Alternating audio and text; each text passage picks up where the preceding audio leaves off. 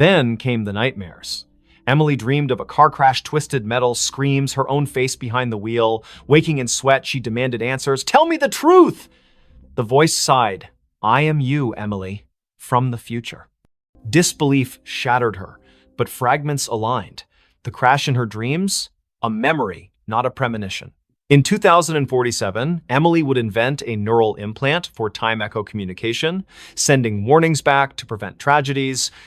But a glitch trapped her consciousness in a loop, echoing eternally to her past self. "The voice never stops because you never let it," it explained. I chose this to save lives, to rewrite fates. But the cost, isolation, madness creeping in. Emily recoiled. Was her life a puppet show? She tried ignoring it, drowning it with music, pills, but it persisted. Save the girl on the bridge tonight. Defiant, she stayed home. The next day's news: a suicide off the Willow Creek Bridge. Guilt crushed her. Resigned, Emily accepted her fate. She became a vigilante of sorts, guided by her future self's whispers. Years blurred. The voice grew fainter, wiser. On her deathbed, surrounded by those she'd saved, Emily smiled. "Thank you," she thought. "No," the voice replied softly. "Thank you for listening." And in that moment, as her eyes closed, she glimpsed the loop closing a young Emily in the attic, hearing the first whisper. The voice never stopped, it simply began anew. The house that was never on the map. In the fog-shrouded hills of rural Vermont, where GPS signals faltered and old paper maps yellowed in glove compartments, stood a house that defied existence. Dr. Elias Thorne, a cartographer by trade, discovered it by accident during a surveying trip in the fall of 2023. His equipment glitched near Blackwood Forest, a blank spot on every digital map, an oversight on the antiques. Curiosity piqued, he hiked through the brambles and emerged at a clearing. There it was, a Victorian mansion, ivy-choked and weathered, its spires piercing the gray sky like accusing fingers. Elias bought it on impulse, dirt cheap from a seller who vanished after the deed was signed. A steal, he told his wife, Mara, and their teenage daughter, Lily. They needed a fresh start after the city had chewed them up. Elias's job loss, Mara's anxiety attacks, Lily's rebellion. The house promised isolation, peace, but from the first night, unease settled like dust. The movers swore the address didn't exist. "You're sure this is it?" one asked, eyeing the overgrown path. Inside, the room smelled of damp earth and forgotten whispers. Elias laughed it off, but Lily found the first anomaly. Her phone's map app showed an empty field where the house should be. "Glitch," she muttered, but zooming in revealed nothing. No streets, no landmarks, just void. That evening, as rain lashed the windows, strange sounds began. Not creaks or groans, but echoes, faint conversations from empty rooms, like recordings of lives long past. Mara heard children's laughter in the attic, though the stairs led to a bricked-up wall. "Imagination," Elias dismissed, burying himself in his maps. He spread them across the dining table, marking the house's location obsessively. But no matter how he plotted coordinates, the ink bled, lines curving away as if repelled. Lily explored the basement first. Flashlight in hand, she descended creaking stairs into a labyrinth of cobwebbed shelves. Amid dusty crates, she found a leather-bound journal dated 1897. The entry spoke of a builder, Harlan Crow, who constructed the house as a sanctuary from the world's gaze. But later, pages devolved into madness. The walls shift. Doors open to nowhere. It hides us from maps, from reality itself. The last entry, "We are not alone." The others, they never left. That night, Lily dreamed of shadows peeling from the walls, forming humanoid shapes that whispered her name. She woke to find her bedroom door ajar, leading not to the hallway, but to a mirrored corridor stretching infinitely. Panicking, she slammed it shut. In the morning, it was normal again. Bad dream, she told herself, but bruises on her arms suggested otherwise. Elias noticed changes too. Rooms expanded or contracted overnight. The kitchen, once cozy, now felt cavernous, echoes amplifying every footstep. He measured it, dimensions impossible, defying Euclidean geometry. Non-Euclidean spaces, he murmured, recalling Lovecraftian tales. Mara found solace in the garden, but the flowers wilted under her touch, petals curling like screams. The horrors escalated. One evening, during dinner, the lights flickered. When they stabilized, Lily was gone. Elias and Mara searched frantically upstairs, basement, outside, no trace. But from the vents came her voice, faint and distorted. "Help, it's pulling me in." They tore at wallpaper, revealing older layers beneath, faded drawings of trapped figures, hands pressed against invisible barriers. Elias delved into local lore at the town library. Blackwood Forest had a history disappearances dating back centuries. Settlers spoke of a fold in the world, a place where reality thinned, swallowing the unwary. Harlan Crow, it turned out, was an occultist who built the house on a ley line, intending to escape creditors and enemies by making it unfindable. But the ritual backfired, anchoring the house in a liminal space, a pocket dimension that fed on inhabitants. That night, Mara vanished too. Elias heard her screams from the attic, now inexplicably accessible. He climbed, finding a room filled with mannequins posed in frozen agony faces, twisted, eyes hollow. One wore Mara's necklace. "No," he gasped, backing away. The door sealed behind him. Alone, Elias confronted the truth. The house wasn't on maps because it wasn't fully here. It existed in the cracks between worlds, luring souls to sustain itself. Whispers surrounded him now. Voices of the lost, including Lily and Mara, begging for release. He tried to leave, but the front door opened to the same foyer, looping eternally. In desperation, Elias burned his maps in the fireplace. Flames roared, illuminating shadows that coalesced into forms Crow and his victims, their eyes pleading. "Join us!" they chorused. As the fire died, Elias felt himself fading, his outline blurring like erased ink. Search parties combed Blackwood Forest for weeks, but found no house, no family. The Thorn disappearance became another legend, whispered in town. Yet, on foggy nights, hikers swear they glimpse a mansion in the trees, one that vanishes when approached, forever unmarked, eternally hungry. Police found something under the bed. The call came at 3:17 a.m., shattering the quiet of Willowbrook's police station.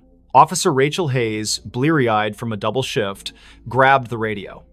"Disturbance at 42 Maple Lane. Dispatch crackled. Neighbor reports screams. Possible domestic."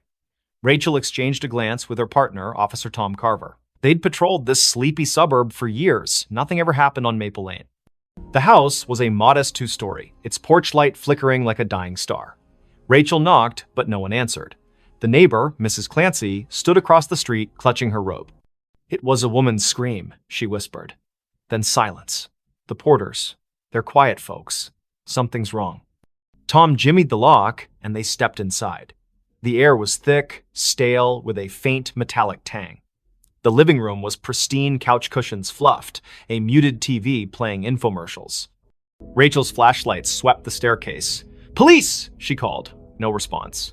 Upstairs, the master bedroom door was ajar. Rachel nudged it open, her hand on her holster. The bed was unmade, sheets tangled like a struggle had occurred. A bedside lamp lay shattered on the floor. Tom checked the closet empty. Rachel crouched, peering under the bed. Her breath caught. "Tom, get over here." Beneath the bed frame, scratched into the hardwood, was a crude pentagram, its lines smeared with something dark and sticky. In its center lay a bundle, wrapped in a stained blanket. Rachel's pulse hammered as she reached for it, expecting a body. Instead, she found a doll crudely stitched, with buttons for eyes and straw poking through seams. Its fabric was damp, reeking of copper. "Blood?" Tom whispered, his face pale. Rachel nodded, bagging the doll as evidence. The radio crackled back up, was 10 minutes out. But the house felt alive, its silence oppressive. A faint scratching came from the walls, rhythmic like claws on wood. They searched the rest of the house. In the basement, they found Polaroids scattered across a workbench, images of the Porters, Claire and David, smiling at first, then progressively gaunt, eyes hollow. The last photo showed Claire staring blankly, her hands clutching the doll. Scrawled on the back, "It sees us." Rachel's skin prickled. "We need to find them," she said. But Tom pointed to the ceiling. The scratching had moved upstairs. They ascended cautiously, following the sound to the guest room. The door was locked. Tom kicked it open, revealing a small space with a single window, curtains billowing despite no breeze. On the floor lay David Porter, his throat slashed, eyes wide in frozen terror. Claire was gone.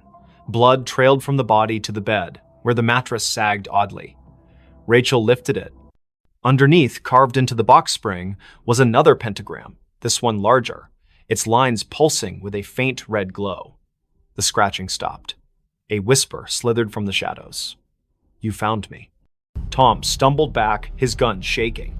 Rachel's flashlight flickered, plunging them into darkness. When it snapped back on, the room was empty, David's body gone. Only the doll remained, now lying in the pentagram's center, its button eyes glinting. "Rachel, we need to go," Tom urged, but she couldn't move. The doll's head twitched, turning toward her. A giggle echoed, high and childlike, though no child lived here.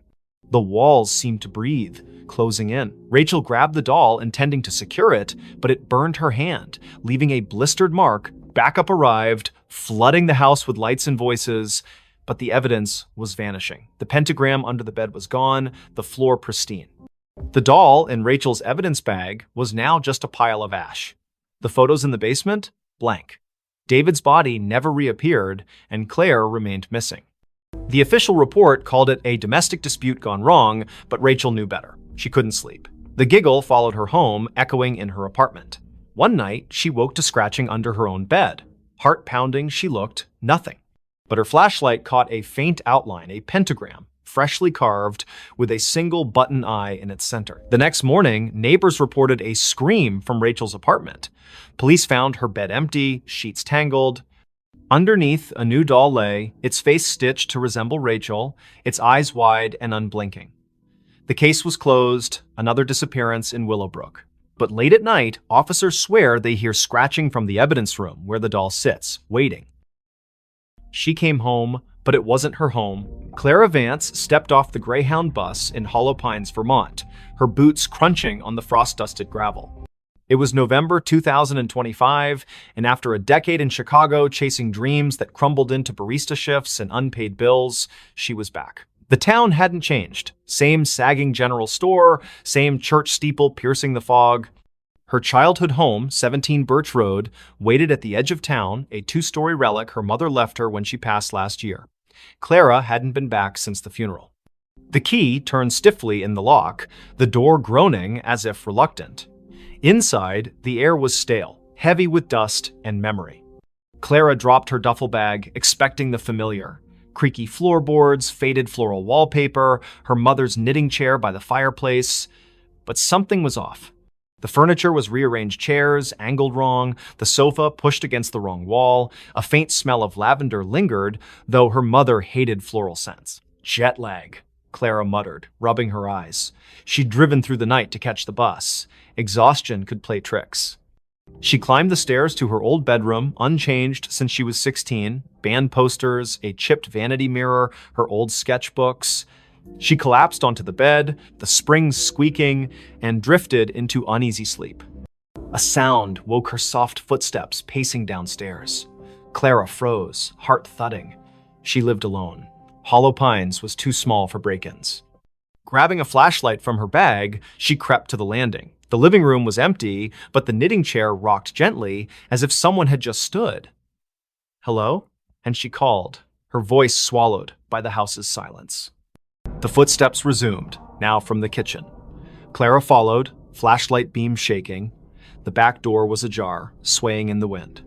She locked it, chalking it up to forgetfulness, but as she turned, her reflection in the kitchen window caught her eye. It didn't move when she did. Her face smiled faintly, then vanished. Clara's scream stuck in her throat. She bolted upstairs, barricading herself in her room. The house felt alive, its walls humming with a low, unnatural pulse. She called the sheriff, but the line crackled, a woman's voice whispering, "You shouldn't be here," before going dead. Morning brought no relief. The furniture had shifted again, now mirrored perfectly, as if the house were a reflection of itself. Clara's sketchbooks, once filled with charcoal landscapes, now held drawings of a woman who looked like her but wasn't. Hollow eyes, too wide smile, hands reaching from shadowed corners. The signature wasn't Clara's. She fled to the general store, begging for answers. Old Mr. Harrow, the clerk, paled when she mentioned 17 Birch Road. "That house," he whispered, "it's cursed. Been empty since your mom died. Folks say it. Mimics things. People. Places." He told of a girl in the 1950s, Abigail, who vanished after moving in. Locals swore they saw her afterward, but she was wrong. Her smile too sharp, her eyes too dark. Clara laughed it off small-town superstition, but dread gnawed at her. Back at the house, she found a trap door under the rug, one she'd never seen as a child. It led to a basement, damp and cold, its walls etched with spiraling symbols that pulsed faintly under her flashlight. At the center stood a cracked mirror, twice her height. In it, Clara saw not herself, but the other woman, her doppelganger, wearing Clara's clothes, mimicking her movements with a delay, like a lagging video feed. "This is my home now," the reflection-mouthed, voice echoing in Clara's skull. She stumbled back, tripping over a box of her mother's things. Inside was a diary, pages brittle. Her mother wrote of the other Clara, a presence that appeared after Clara left for Chicago. "She walks my halls, wears my daughter's face. I locked the mirror, but she's breaking through." Clara's blood ran cold. Her mother hadn't died of a heart attack. She'd been found in the basement, clutching a rosary, eyes wide with terror. The coroner never explained the claw marks on her arm. That night, the house turned hostile. Doors slammed shut, locking Clara in the living room. The doppelganger appeared in every reflective surface: windows, the TV screen, even a spoon on the table each time closer, her smile stretching wider. "Give me your place," she hissed, her voice a distorted echo of Clara's. Desperate, Clara smashed the basement mirror, hoping to sever the connection. Shards flew, but the doppelganger laughed, her form coalescing from the fragments into a physical being. It lunged, cold fingers grazing Clara's throat. She fought back, shoving it into the trapdoor, which slammed shut. The house shook, walls cracking as if enraged. Clara fled, never looking back. She hitchhiked to Burlington, renting a motel room. But the nightmare followed. Her reflection in the bathroom mirror flickered, showing the doppelganger's face. On her phone, photos of Hollow Pines showed a house that wasn't there, an empty lot where 17 Birch Road should be. Weeks later, a new family moved into a vacant house on Birch Road. They found Clara's duffel bag, her sketchbooks, but no Clara. Neighbors whispered of a woman seen at dusk, sketching by the church, her smile too wide, her eyes too dark. When police searched, they found a trapdoor, a shattered mirror, and a diary warning of a house that steals souls, replacing them with something else.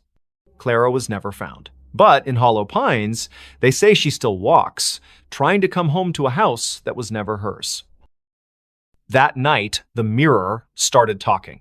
The antique mirror arrived at the thrift store on a damp October morning in 2025, its gilded frame tarnished, its glass clouded like a cataract eye. Nora Blake, a 29-year-old artist with a penchant for salvaging broken things, bought it for $10. "It's got character," she told the cashier, ignoring the way his hands shook as he wrapped it. Her apartment in downtown Ashwick, a crumbling mill town, was already a mosaic of thrift finds, chipped teacups, warped books, a clock that ticked backward. The mirror fit right in, hung above her fireplace, reflecting her cluttered living room in muted grays. Nora noticed the oddities that first night. While sketching at her easel, she caught a flicker in the mirror, not her reflection, but a shadow that darted out of sight. She blinked, chalking it up to exhaustion. She'd been pulling late shifts at the diner, her hands smelling of grease and coffee. But as she turned off the lights, a whisper slithered from the mirror. Nora. Her name, soft and deliberate, like a lover's sigh. She spun around, heart pounding. The room was empty, the mirror still. Sleep eluded her. The whisper came again at 3 a.m. Louder. Look at me. Nora stumbled to the mirror, her breath fogging the glass. Her reflection stared back, but her eyes seemed wrong too wide, pupils dilating like ink spreading in water. She touched the glass. It was warm, pulsing faintly. Stress. she muttered, unplugging every light and crawling back to bed. By morning, the mirror had changed. Its surface was clearer, almost luminous, reflecting details Nora hadn't noticed. A crack in the ceiling, a stain on the rug. But it didn't reflect her. Instead, it showed a woman who looked like Nora, same auburn hair, same freckles, but dressed in a high-collared gown, her expression hungry. "Stay with me," the woman mouthed, her voice echoing in Nora's skull. Nora covered the mirror with a sheet, but the whispers persisted, seeping through the fabric. "You're mine now." She called her friend Milo, a skeptic who fixed electronics and scoffed at ghost stories. He inspected the mirror, finding nothing, no wires, no speakers. "It's just old glass," he said. But his voice trembled when he noticed the sheet had fallen off, the mirror bare again. That night, Nora dreamed of the woman in the gown. She stood in a candlelit room, walls dripping with black mold, chanting in a language Nora didn't know. The woman's hands reached through the dream, clawing at Nora's chest. She woke gasping, claw marks burning across her ribs. The mirror glowed faintly, the woman's face pressed against the glass from the inside, smiling. Nora researched the mirror's origins. The thrift store had no records, but an old newspaper clipping mentioned a similar mirror owned by Evelyn Crane, an Ashwick heiress who vanished in 1892. Locals claimed Evelyn practiced witchcraft, trapping souls in reflective surfaces to cheat death. Her mansion burned down, but the mirror survived, passing through estate sales, each owner meeting misfortune, suicides, disappearances, madness. Desperate, Nora tried to destroy the mirror. She swung a hammer, but the glass didn't crack. The blow reverberated, knocking her back. The woman's laughter filled the room, sharp and gleeful. "You can't break me." Objects began moving, books slid off shelves, teacups shattered. The mirror's reflection showed not her apartment, but Evelyn's charred mansion, its walls alive with writhing shadows. Milo returned, pale but determined, with a priestess from a local Wiccan group. She burned sage, chanting protections, but the air grew heavy, the temperature plummeting. The mirror pulsed, and Evelyn's voice boomed. "This is my vessel." The priestess screamed, blood trickling from her nose, and fled. Milo stayed, gripping Nora's hand. "We burn it," he said. They doused the mirror in gasoline, but the flames wouldn't catch. Instead, the mirror's surface rippled, and Evelyn stepped out, her form solidifying, gown pristine, eyes black voids. Nora and Milo ran, but the apartment's doors locked, windows sealed. Evelyn's laughter chased them, her footsteps heavy. "You invited me in," she taunted, her fingers brushing Nora's neck, cold as frostbite. In a final stand, Nora faced the mirror, staring into Evelyn's eyes. "Take me, but leave him," she pleaded. The mirror flared, and Nora felt herself pulled inside, her body dissolving into light. She saw Evelyn's memories, betrayals, rituals, a desperate pact with something ancient. Then, darkness. Milo woke in the apartment, alone. The mirror was gone, the wall bare. Nora's sketchbooks lay open, filled with drawings of Evelyn's face. Police searched, but Nora was another Ashwick disappearance. Milo kept quiet, fearing disbelief, but he never returned to the apartment. Months later, a new tenant hung a cheap mirror above the fireplace. That night, it whispered, "Look at me." And in its reflection, Nora's face appeared, her eyes too wide, her smile not her own. The final note before disappearing. In the sleepy coastal town of Greyhaven, where the Atlantic's waves whispered secrets to the cliffs, the old lighthouse on Widow's Point stood abandoned. Its beacon hadn't spun since 1987, when keeper Amos Reed vanished, leaving only a cryptic note in the logbook. The song calls. I must answer. Locals avoided the place, claiming the wind carried eerie melodies at night. But for Lena Harper, a 34-year-old composer with a faltering career, the lighthouse was a last chance to find inspiration. Lena arrived in October 2025, renting a cottage near the cliffs. Her symphony, meant to revive her reputation, was due in a month, but her mind was blank. Haunted by failures and a recent divorce, the lighthouse, looming against the gray sky, felt like a muse. She ignored the townsfolk's warnings, superstitions about siren songs and missing keepers. It's just an old tower, she told herself, hauling her violin and notebook up the spiral stairs. The interior was frozen in time. Rusted lanterns, a cracked logbook, and a gramophone in the keeper's quarters, its needle poised over a warped record. Lena set up her recorder, hoping to capture the ocean's rhythm for her score.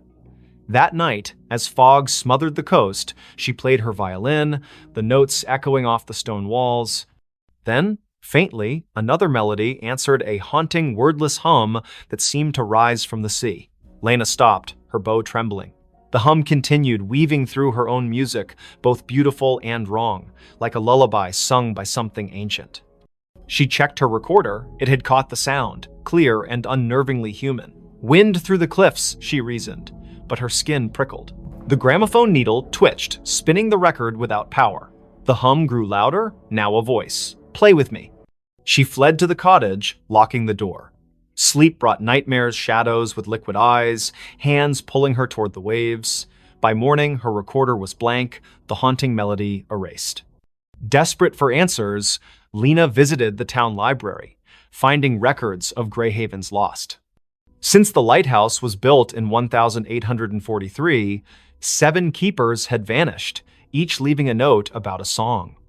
The last, Amos, was found days before his disappearance, wandering the cliffs, muttering about her voice.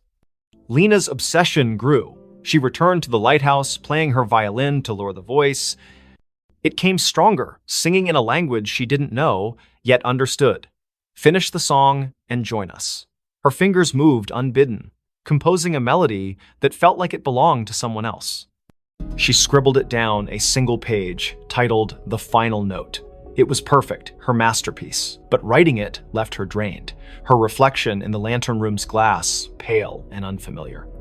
That night, the lighthouse shook. The gramophone blared, its record spinning backward, spewing distorted wails. Lena's score glowed faintly on the table, the ink shifting, forming symbols that pulsed like a heartbeat. The voice was inside now. "You're mine." Shadows slithered from the walls, their forms humanoid but fluid, eyes glinting like oil slicks. They circled her, humming her own melody. Lena ran, but the stairs looped endlessly, each turn bringing her back to the lantern room. The glass walls reflected not the ocean, but a churning abyss, faces pressing against it. Amos, the other keepers, their mouths open in silent screams. The voice laughed, "Complete it, or stay forever." In a panic, Lena grabbed her score and tore it, scattering the pieces. The shadows shrieked, the lighthouse trembling as if in pain. The gramophone exploded, shards cutting her arms. She stumbled outside, collapsing on the cliffs. Dawn broke, the fog lifting, and the lighthouse stood silent, its door sealed as if never opened. Lena fled Greyhaven, her symphony unwritten. She burned her violin, moved inland, and swore never to compose again. But the melody lingered, humming in her dreams. Months later, a package arrived at her new apartment, no sender, no postmark. Inside was a single sheet of music, her handwriting titled "The Final Note." The ink was wet, smelling of salt and decay. She called the Greyhaven sheriff, who sent a deputy to Widow's Point. The lighthouse was empty, the logbook untouched since Amos's note. But on the cliffs, they found Lena's recorder, playing a loop of her voice singing the haunting melody, though she hadn't returned. Her cottage was searched, her belongings were gone, replaced by a single note. "The song calls," I answered. Fishermen avoid Widow's Point now. On stormy nights, they hear a violin over the waves, joined by a chorus of voices that never fade. The lighthouse remains dark, but some swear its beacon flickers briefly, illuminating a figure at the edge of the cliff, playing one final note before disappearing into the sea.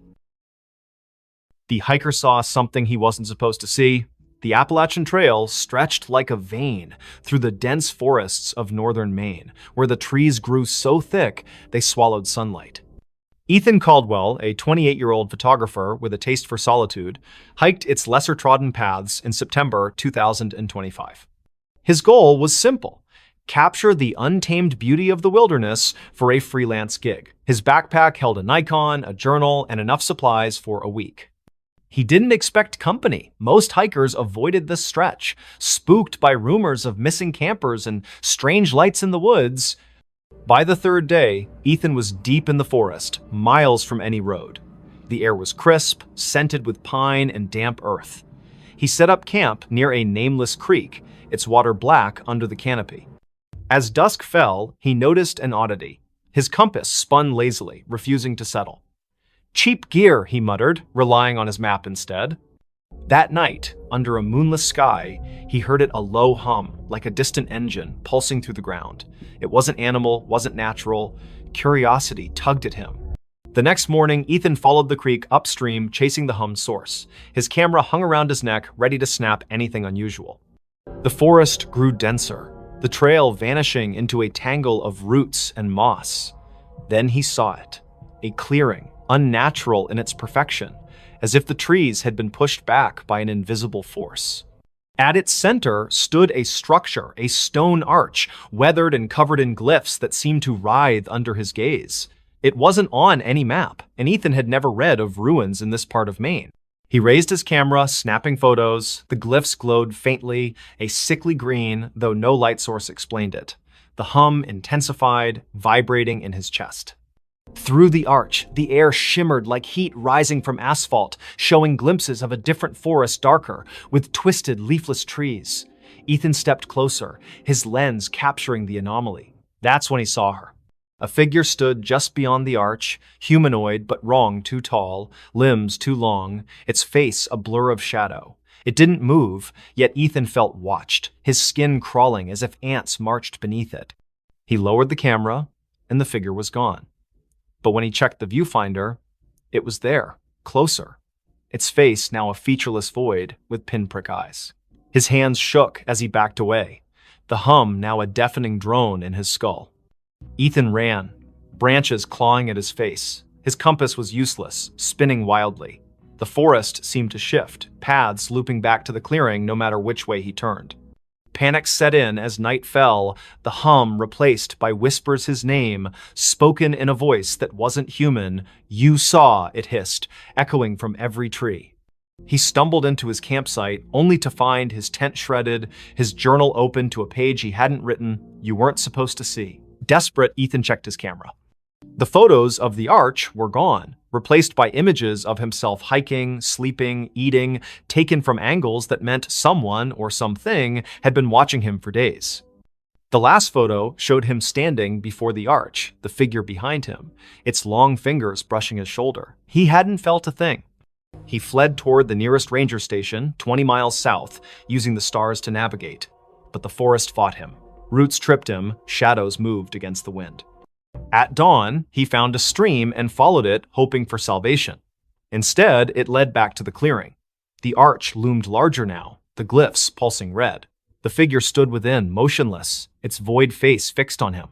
"Join us," the whispers urged, now a chorus. Ethan's legs buckled, his vision blurring. He saw flashes, other hikers, campers, their faces frozen in terror, pulled through the arch into that other forest. His camera grew heavy, the strap tightening like a noose. He tore it off, smashing it against a rock. The whispers screamed, the arch flaring bright enough to burn his eyes. Ethan ran blindly, collapsing hours later near a logging road. A trucker found him, incoherent, babbling about an arch and eyes in the dark. Rangers searched, but found no clearing, no structure. Ethan's camera was gone, his journal blank except for that one scrawled note. Doctors diagnosed exposure and trauma, but Ethan knew better. He moved to a city, avoiding forests, but the whispers followed, faint at first, growing louder each night. You can't unsee. Months later, a hiker found a single photo wedged in a tree on the Appalachian Trail, a grainy shot of Ethan standing before a stone arch, his face pale, eyes wide. Behind him, a figure loomed, its fingers on his shoulder. The hiker burned the photo, fearing it would follow him too. But in Greyhaven's bars, they still talk of the arch that appears to the lost, and the things that watch from the other side, waiting for those who see what they shouldn't. The phone rang, but it wasn't plugged in. In the small town of Coldwater, Maine, where winter clung to the streets like a bad memory, Sarah Klein moved into the old duplex on Sycamore Street in December 2025. She was 31, a graphic designer fleeing a toxic relationship and a city that felt suffocating. The duplex was cheap, its faded wallpaper and sagging floors a small price to pay for solitude. The landlord, a nervous man named Mr. Greeley, handed her the keys with a warning. Don't mind the quirks, old houses creak. Sarah nodded, eager to unpack and start over. The first quirk appeared on her second night. She was sorting boxes in the living room when the phone rang, a shrill, brassy jangle from an ancient rotary phone on the kitchen counter. Sarah froze. The phone's cord dangled unplugged, its end frayed and caked with dust. She approached it, the ringing growing louder, insistent. Hesitating, she lifted the receiver. Static crackled. Then a voice, low, garbled, neither male nor female, whispered, "You're not supposed to be here." The line went dead, the phone cold in her hand. Sarah checked the cord again. No outlet, no connection. She laughed nervously, blaming stress. She'd been sleeping poorly, haunted by dreams of her ex's voice echoing in empty rooms. She unhooked the receiver and placed it in a drawer, determined to ignore it, but the next night it rang again, the sound muffled from inside the drawer. Sarah's heart thudded as she opened it. The receiver was back on the cradle, the phone unplugged. "Leave," the voice hissed when she answered. Sharper this time, like it was closer. She called Mr. Greeley, who chuckled uneasily. "That old thing? Been dead for years. Probably faulty wiring. He promised to send an electrician, but no one came." Sarah tried to focus on work, sketching logos on her tablet, but the phone rang every night at 3:13 a.m., each call more menacing. "Get out, or stay forever," it warned, the static now laced with faint screams. She stopped answering, but the ringing grew louder, vibrating through the walls. Desperate, Sarah dug into the duplex's history. The town library's archives revealed a grim past. In 1974, the previous tenant, Margaret Hale, vanished after neighbors reported hearing her scream during a storm. Her belongings were found untouched, except for a rotary phone unplugged with a note beside it. "It won't stop." Other tenants had fled over the decades, citing noises and bad feelings. A man in 1992 claimed the phone spoke his name before he disappeared. Sarah's dreams worsened. She saw Margaret, pale and eyeless, standing in the kitchen, dialing the rotary phone with skeletal fingers. In the dreams, the walls bled, and the voice from the phone chanted, "Join us." Waking, Sarah found scratches on her arms, as if she'd clawed herself. She bought a new phone, a modern cordless one, but it too rang at 3:13 a.m., unplugged, spitting the same garbled voice. She tried to leave, packed a bag, booked a motel, but the duplex's doors wouldn't open, locks jammed, windows stuck, her car keys vanished, reappearing on the kitchen counter beside the rotary phone. In a panic, she smashed the phone with a hammer. The plastic cracked, but the ringing continued, now emanating from the walls, the floor, her own skull. "You can't break me," the voice laughed. Sarah turned to the internet, posting on X about haunted phones in Coldwater. A local, @MainMysteries, replied with a thread about Sycamore Street. The duplex was built on a forgotten burial ground, desecrated in the 1800s.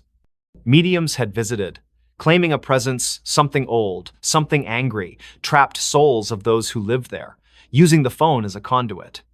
The thread ended abruptly. The user hadn't posted since. That night, the ringing was deafening. Sarah, sleepless and fraying, answered. The voice was clear now, almost her own. "Look behind you." She spun, seeing nothing but shadows. But in the hallway mirror, a figure stood Margaret, her face a rotting mask, her hands reaching through the glass. Sarah screamed, dropping the receiver. The lights flickered, and the air grew heavy, smelling of wet earth and decay. She barricaded herself in the bedroom, but the walls pulsed, whispering her name. The phone, shattered, reassembled itself on her nightstand, ringing relentlessly. In a final act of defiance, Sarah burned sage, chanting prayers she half remembered from childhood. The ringing stopped, replaced by a howl that shook the duplex. The mirror cracked, and Margaret's form lunged, cold fingers grazing Sarah's throat. Sarah blacked out. She woke at dawn, sprawled on the kitchen floor, the phone silent, its cord still unplugged. The doors opened easily now. She fled, leaving everything behind. The motel clerk in the next town swore she checked in alone, but Sarah felt watched, the voice's echo lingering in her ears. Weeks later, a new tenant moved into the duplex. They found a rotary phone, pristine, on the counter. That night, it rang, unplugged, whispering a new name. In Coldwater, they don't talk about Sycamore Street anymore. but those who pass the duplex at 313 A.M. hear it, a faint brassy jangle, and a voice that begs, "Answer me." They dug up the backyard. In the quiet suburb of Elmwood, where picket fences and manicured lawns defined normalcy, the Hargrove family moved into 23 Oak Lane in the spring of 2025. The house was a steal, a charming craftsman with a sprawling backyard, snapped up after the previous owners vanished without a trace. Jenna Hargrove, a single mother of 37, saw it as a fresh start for her and her 12-year-old son, Lucas. The realtor glossed over the prior owner's disappearance, blaming financial troubles. Jenna, eager to escape her own past, didn't press.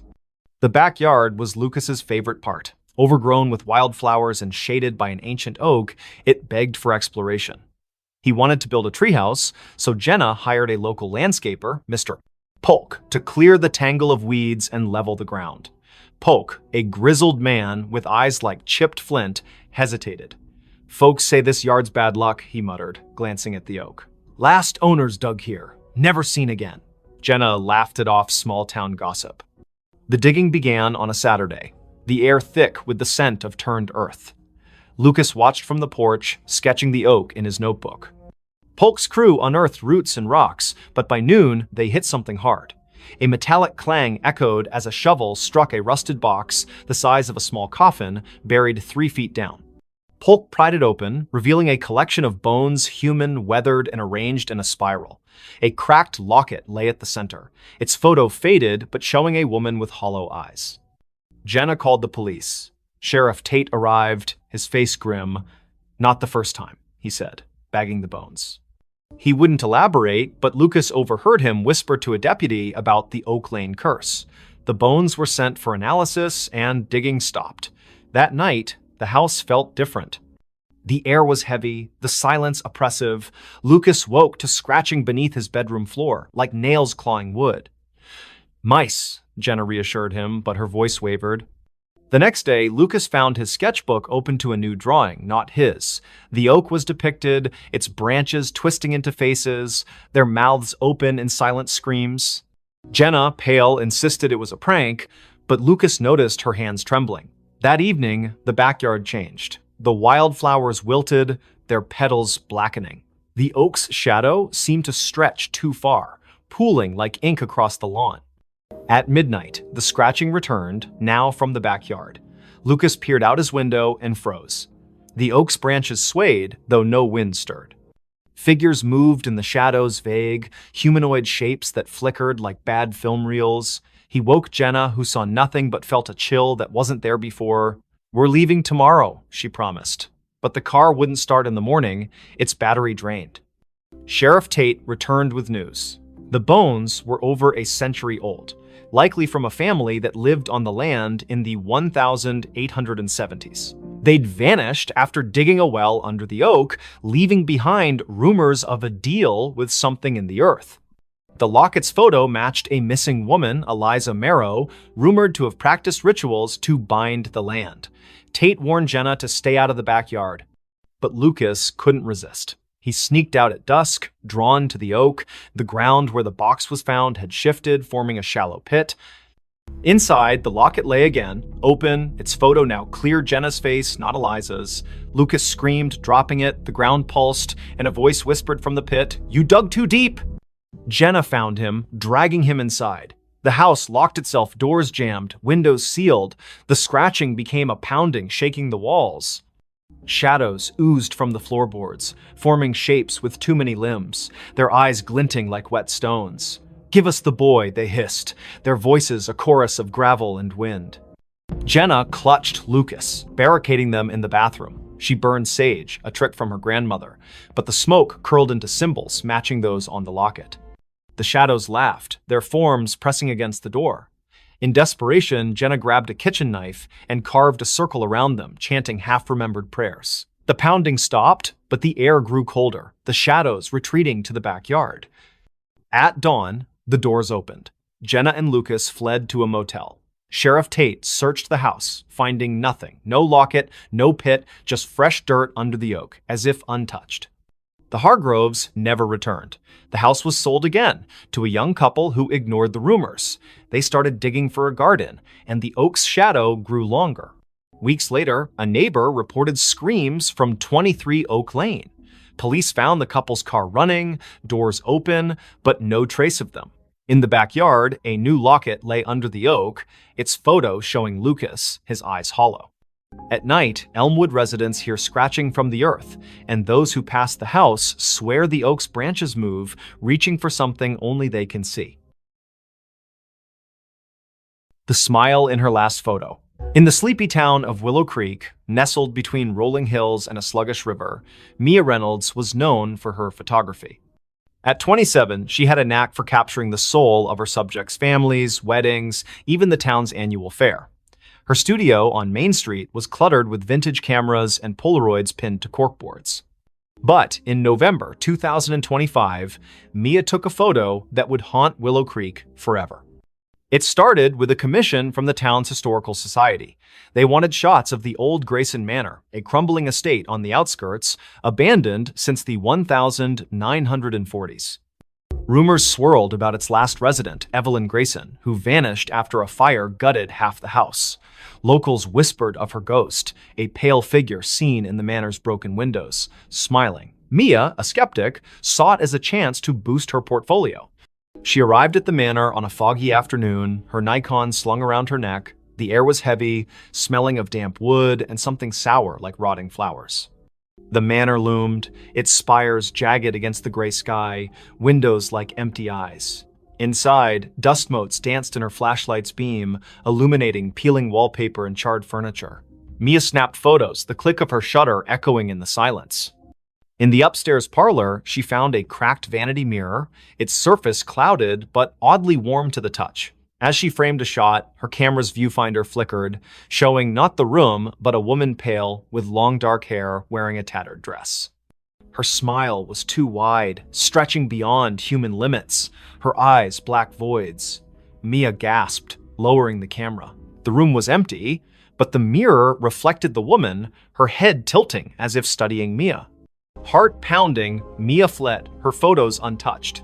Back at her studio, she developed the images. Most were normal, dusty rooms, broken stairs, but the last photo, taken in the parlor, showed the woman standing behind Mia, her smile splitting her face. Mia's own reflection in the photo was wrong, her eyes wide with terror she didn't remember feeling. She burned the print, but the image lingered in her mind, that smile searing itself into her dreams. That night, her studio phone rang, though the line had been disconnected for months. Static crackled, followed by a voice, soft, feminine, giggling, "You saw me." Mia yanked the cord from the wall, but the ringing continued, now from her cell phone, then her laptop, then nowhere, and everywhere. She locked the studio and ran home, but the giggling followed, echoing in her apartment's walls. Mia confided in her friend Caleb, a librarian with a passion for local history. He dug into Grayson Manor's past, uncovering Evelyn's story.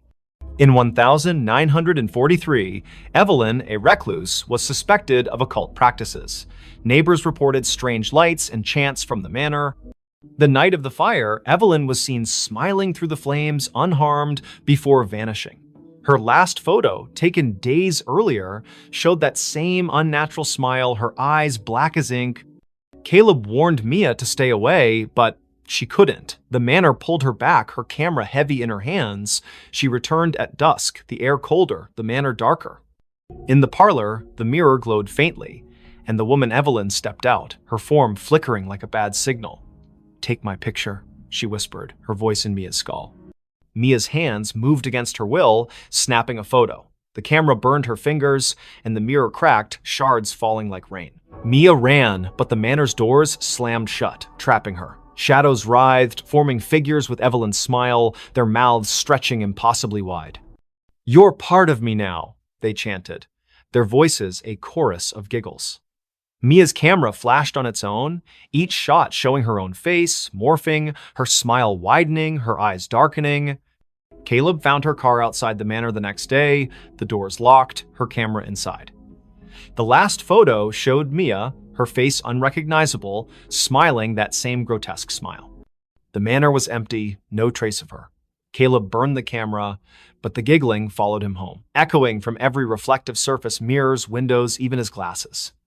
Willow Creek sealed the manor, but Mia's photos began appearing around town, tacked to lampposts, slipped under doors. Each showed her with that smile, her eyes black, standing in places she'd never been.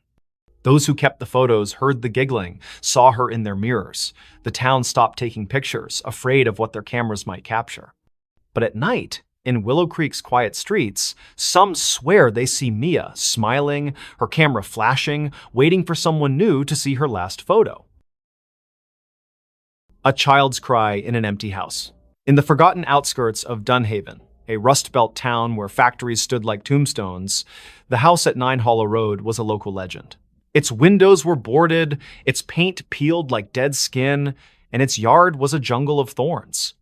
No one had lived there since the 1980s, when the Miller family vanished, parents, 2 kids gone overnight. The only trace was a child's shoe found in the attic, stained with something the police never identified. In November 2025, Nora Ellis, a 34-year-old true crime podcaster, saw the house as her next big story. Nora arrived with her recorder, a flashlight, and a skeptical smirk. Dunhaven's locals warned her away, whispering of cries heard at midnight, lights flickering in empty rooms. "Ghost stories pay the bills," she told her producer over the phone, setting up in the house's foyer. The air was thick, smelling of mildew and something sharper, like burnt sugar. Her recorder hummed, capturing the silence until a faint sob broke through, a child's voice trembling from upstairs. Nora froze. The house was supposed to be empty. She called out, "Hello?" Her voice echoed, unanswered, but the sobbing grew louder, coming from the attic. She climbed the stairs, their creaks swallowing her footsteps. The attic door was ajar, though town records swore it was nailed shut after the Millers' disappearance. Inside, the air was colder, the darkness heavier. Her flashlight caught a child's drawing on the floor, stick figures in a circle, their heads scratched out, red crayon dripping like blood. The sobbing stopped. Nora's recorder crackled, replaying the cry on loop, though she hadn't touched it. "Help me," the voice whispered, now inside her head. She stumbled back, her flashlight flickering. In its beam, she saw movement, a small figure darting behind a pile of moldy boxes. "Who's there?" she shouted, but the attic was empty again. Her recorder now played a different sound, laughter, high and cruel, layered over the sobs. Nora dug into the Millers' case that night, holed up in a motel. Old newspaper clippings told of the family's odd behavior before they vanished, parents pale and withdrawn, the children, Anna and Tim, seen drawing strange symbols in the yard. A neighbor claimed Anna spoke of friends in the walls who sang to her. The police found no bodies, no clues, only that shoe, a girl's sneaker, size 3, with stains that tested inconclusive. Back at the house the next day, Nora set up motion sensor cameras. At dusk, the sobbing returned, now from the basement. She descended, the stairs slick with dampness. The basement was a maze of crates and rusted pipes, the air thick with the burnt sugar smell. Her camera caught nothing, but her recorder picked up whispers. "Stay with us." A child's handprint appeared on a crate, wet and glistening, though the floor was dry. Nora's skin crawled as the sobbing turned to giggles, echoing from every corner. She found a loose floorboard, prying it up to reveal a tin box. Inside were Anna's drawings, dozens of them, showing a faceless figure with too many arms, surrounded by crying children. A note, in childish scrawl, read, "They want us to stay forever." As Nora read, the basement door slammed shut. Her flashlight died, and the giggles became screams. Not a child's, but something older, hungrier. "You found us," it hissed. Nora's cameras failed, their footage corrupted, showing only static with faint outlines of a child's face, eyes black. She ran, but the house seemed to shift, hallways looping, doors leading back to the basement. In the attic, the drawings had multiplied, covering the walls, now depicting Nora alongside the faceless figure. Her recorder played her own voice, screaming, though she hadn't opened her mouth. Desperate, she smashed a boarded window, crawling into the thorn-choked yard. The cries followed, now outside, circling her. She stumbled to her car, driving to the motel, but the rearview mirror showed Anna's face, her eyes hollow, her mouth a gaping smile. Nora swerved, nearly crashing, and the face vanished. The next day, she returned with a priest, Father Daniels, who paled at the house's threshold. "This isn't a haunting," he whispered. "It's a trap." He sprinkled holy water, but it hissed, evaporating on the floor. The cries erupted, shaking the walls, and the priest fled, clutching his cross. Nora stayed, recording one last episode. "Whatever took the Millers is still here. It wants me too." That night, Nora vanished. Her car was found at 9 Hollow Road, her recorder inside, playing a loop of a child's cry and her own screams. The house was empty, the drawings gone, but neighbors reported lights in the attic. A new family moved in months later, unaware of the history. Their daughter found a shoe in the attic, Nora's stained with something red. At midnight, they heard it, a child's cry echoing from an empty house, calling them to stay. The elevator never stopped on the same floor. In the heart of Ashwood City, where skyscrapers cast long shadows over neon-lit streets, the Crestview Towers stood as a relic of faded glory.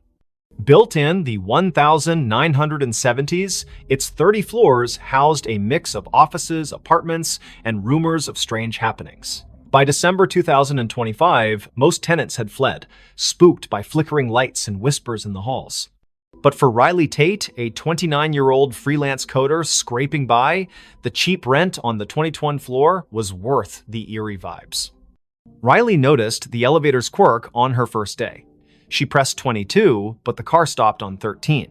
A floor marked storage on the panel, its doors opening to a dark hallway lined with rusted lockers. The air was stale, smelling of mildew and something metallic. She jabbed the close button, but the elevator lingered, as if waiting. "Old wiring," she muttered, ignoring the faint hum like a distant voice coming from the corridor. The next day, it happened again. She pressed 22, but the elevator stopped on 7, revealing a dimly lit floor with peeling wallpaper and a child's tricycle tipped over in the hall. No one lived on 7. The landlord, Mr. Voss, a gaunt man with nervous eyes, swore it was vacant. Riley's skin prickled as the hum returned, now forming words, "Stay." She slammed the close button, her heart racing as the door shut. By the third night, the elevator never reached her floor. She'd pressed 22, but it stopped randomly 15, 9, 26, each floor wrong, each hallway different. Floor 15 had mirrors lining the walls, reflecting not Riley, but a pale figure with her face, eyes black and unblinking. Floor 9 smelled of ash, its walls scorched, with claw marks gouged into the plaster. Floor 26 was freezing, its windows frosted over, showing a city skyline that wasn't Ashwood's jagged alien under a red sky. Riley stopped using the elevator, taking the stairs, but the stairwell was no better. Doors to random floors were unlocked, leading to the same strange halls she'd seen from the elevator. Her phone's GPS showed her at Crestview Towers, but the coordinates flickered, sometimes placing her miles away in an empty field. She called Voss, who dismissed her concerns. "Old buildings creak," he said, but his voice trembled. Desperate, Riley researched the tower's history on X and in the city library. Crestview was built on the site of a 1920s asylum, razed after a fire killed dozens. Survivors spoke of an elevator to nowhere, a lift that trapped patients in looping corridors, never reaching their intended floor. The asylum's last director, Dr. DNM, Alara Finch, vanished in the fire, leaving a journal describing doorways that opened to other places, other times, sealed by rituals she couldn't complete. Riley's nights grew sleepless. The elevator dinged at odd hours, its doors opening on her floor, revealing those wrong hallways. One night, she woke to find her apartment door ajar, the elevator waiting. A voice, Alara's, she later learned, whispered from the car, "Come inside." Riley slammed her door, barricading it with a chair, but her laptop left on displayed a live feed of herself sleeping, filmed from above her bed. No camera was there. She confronted Voss, who paled at the mention of the elevator. "It's her," he whispered, eyes darting. "Alara, she never left." He admitted the tower was built to contain something, a rift, opened by the asylum's experiments that bled into reality. The elevator was its anchor, moving not just between floors, but between worlds. Tenants who rode it too long vanished, their names erased from leases, their apartments empty. Riley tried to leave, but her key wouldn't turn in the lock. The elevator dinged, doors open, revealing a hallway of endless mirrors, each showing Alara's face pale, smiling, her eyes voids. "Ride with me," she whispered, her voice in Riley's head. Riley ran to the stairwell, but it looped back to the elevator, the car waiting like a predator. In a final stand, Riley entered the elevator, clutching a knife. She pressed every button, hoping to break the cycle. The car lurched, stopping on no floor marked on the panel. The doors opened to a void black, endless, filled with whispers. Alara stood there, her form flickering, her hands reaching. Riley slashed wildly, the knife passing through air, but the elevator shook, sparks flying, the doors shut, and the car plummeted. Riley woke in her apartment, the elevator silent, her knife was gone, her hands bloodied. She fled Crestview Towers, never returning. The landlord reported her missing, but her apartment was empty, her name gone from the lease. Months later, a new tenant rode the elevator to 22. It stopped on 13, the doors opening to a hallway where Riley stood, her eyes black, whispering, "Stay." The elevator still runs in Crestview Towers, never stopping on the same floor twice. Tenants avoid it, but some nights it calls, its ding echoing through empty halls, inviting the unwary to ride where no one returns. Knock from the invisible. In the remote village of Thornwick, nestled deep in the fog-drenched valleys of upstate New York, the old Whitaker cottage stood alone at the edge of Blackthorn Woods. Its clapboard walls sagged and its windows were clouded with grime, yet it drew Clara Wren, a 32-year-old writer seeking solitude to finish her novel. In January 2026, she rented the cottage, ignoring the locals' warnings about its history. "People don't stay long," the grocer said, his eyes darting to the woods. "It knocks, and then it takes." Clara dismissed it as folklore. The cottage was perfect, isolated, cheap, with a stone fireplace and a view of snow-laden pines. She unpacked her laptop, notebooks, and a thermos of coffee, settling into a rhythm of writing by day and stoking the fire by night. But on her third night, as a storm howled outside, she heard it, 3 sharp knocks on the front door. The sound was deliberate, heavy like a fist on wood. She froze, her pen hovering over the page. The door was locked, the windows shuttered. She called out, "Who's there?" No answer. The wind screamed, but the knocks came again, 3, slow, from the door. Clara grabbed a flashlight and peered through the peephole. Nothing but swirling snow. She opened the door, heart pounding, but the porch was empty, the snow undisturbed, no footprints, no tracks. The knocks returned the next night, now from the bedroom wall. 3, always 3, rhythmic and insistent. Clara checked every inch of the cottage attic, crawl space, even under the floorboards. Nothing. Her phone had no signal, the Wi-Fi dead. She drove to town, asking about the cottage's past. The librarian, an elderly woman named Mrs. Hale, paled. "The Whitakers," she whispered. "They built it in 1890.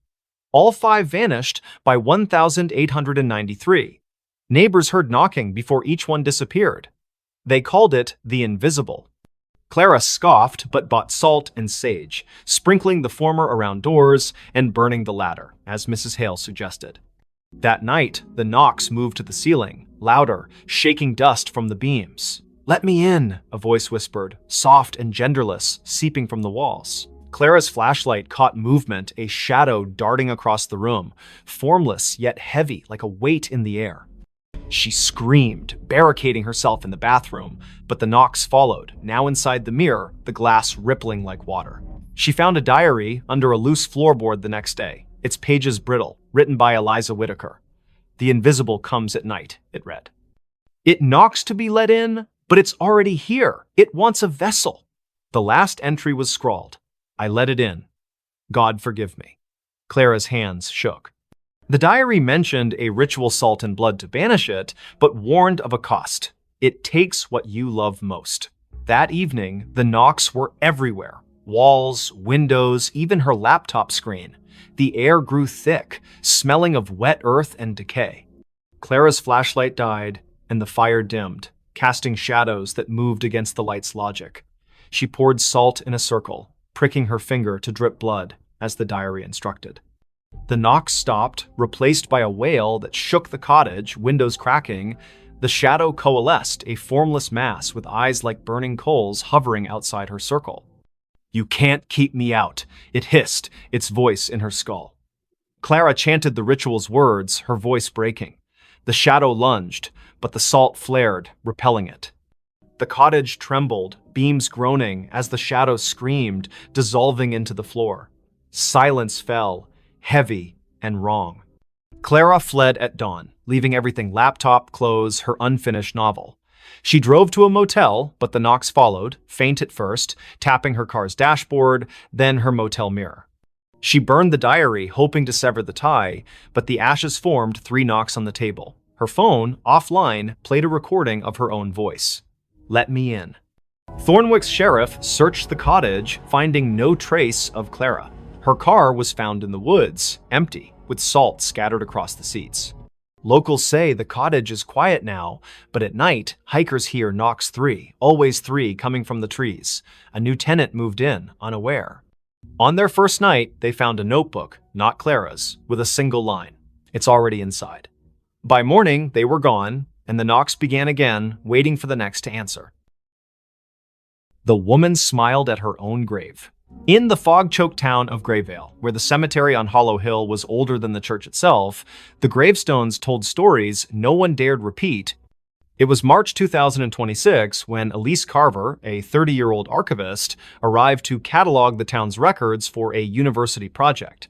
Grayvale's library was a treasure trove of crumbling ledgers, but it was the cemetery that drew her a maze of moss-covered stones, some dating back to the 1700s. Locals avoided it, whispering of a woman seen wandering among the graves, smiling at one in particular. Elise, ever the skeptic, dismissed the tales as rural superstition. She set up in a rented room above the town's only inn, her nights filled with dreams of fog and footsteps. Her first visit to the cemetery was uneventful, her camera snapping photos of weathered epitaphs under a gray sky. But one grave stood out: Margaret Vane, 1894, 1924, taken by the mist. The stone was pristine, untouched by time, its inscription sharp.